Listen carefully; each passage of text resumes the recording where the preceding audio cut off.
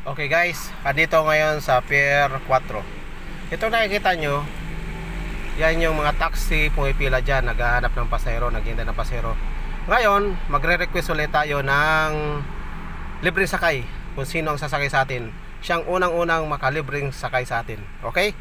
Ngayon, pupunta na tayo doon para magsabi ng libreng sakay. Okay?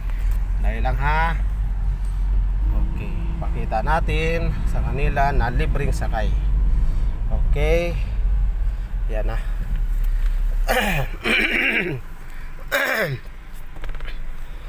Okay. Ma'am, taxi, ma'am, taxi. Taxi, ma'am. Ma'am, taxi, libreng sakay. Libreng sakay, ma'am. Hindi ako pinansin ah. Wala akong magagawa. Hindi ako pinansin. Sir, taxi, sir. Taxi. Libre na, sir, libre sakay. Ikaw ang buhay naman, oh.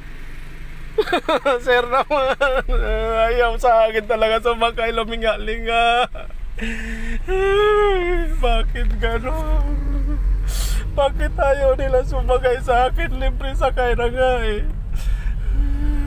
Mga guys, pag once na pumunta kayo dito sa Cebu, sabihin nyo lang sa akin. Nasa airport kayo, sa barko, i-chat nyo ako para sunduin ko kayo. Kayo ang aking buhay naman, oh, libreng sakay para sa inyo ito, ha?